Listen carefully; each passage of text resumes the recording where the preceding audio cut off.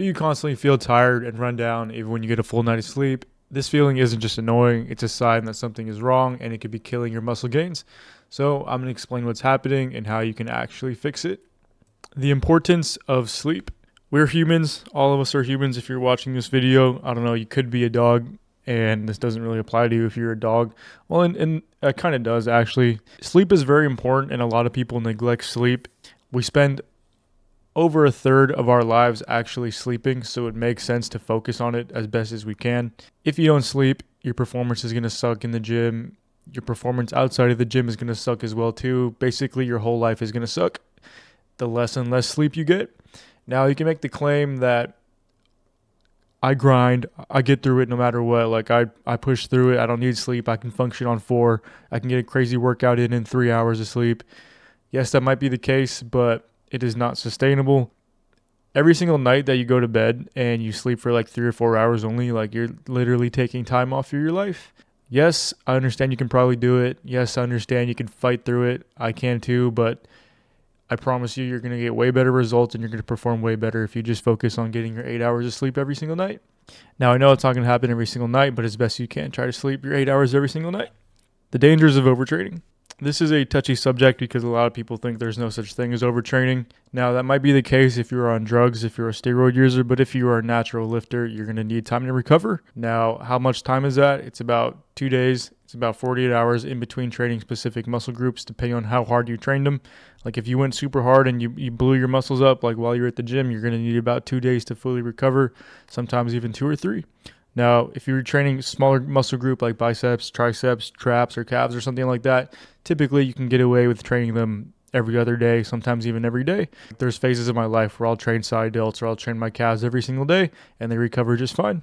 It all kind of depends. Like there's so many variables. It kind of depends on how hard you hit them, what your volume looks like, what type of training, what type of exercises you're doing.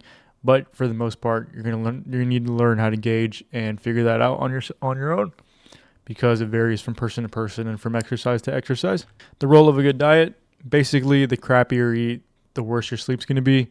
If you can eat healthier, if you can focus on whole foods, focus on nutrient-dense foods, sleep is going to be way easier and you're going to get better quality of sleep as well too.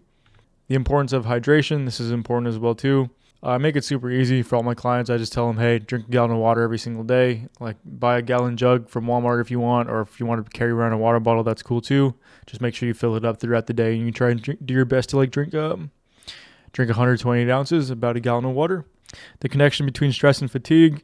The more stressed you are, the harder it's going to be to fall asleep. And when you can't fall asleep, you kind of end up in this never-ending loop of stress because it's like you're stressed that you can't sleep. So it's also making it harder for you to fall asleep in the first place because you're already stressed. So as best as you can throughout the day, try to mitigate stress as best as possible. Do whatever you got to do.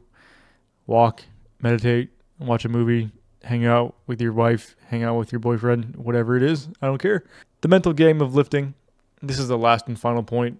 Lifting can be pretty hard, and not just lifting, but the entire, spectrum of everything you do when it comes to fitness as a natural bodybuilder. Lifting, diet, recovery, sleep, just like we're talking about, optimization. There's just so many different things. Supplements, which protein powder should I take? How much protein powder should I take? Tracking your calories, tracking your macros. And it can get pretty tiresome over time. So as best as you can, try to create systems around your life that make all these things easier rather than just trying to like wing it every single day. Like I have a system, I have a schedule in the morning. I'll have a schedule before bed rather, where I make my creatine for the next day. I fill up my water for the next day. I set up my coffee for the next day. So I have my coffee pot ready. I have my coffee mug ready.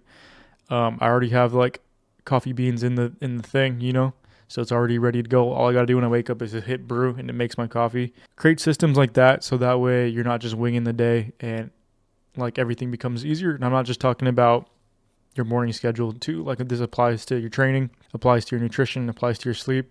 I'll give you one more example before I end the video. Like for your training, don't just like go to the gym and wing it. Like plan a workout before you get there. That way you get there, you know what you're doing. You're not wasting time. You're not walking around the gym trying to figure out what to do.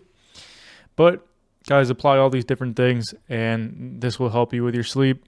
This will help you figure out why you're always tired and how it's affecting your muscle gains. So that's it. Hopefully you guys learned something.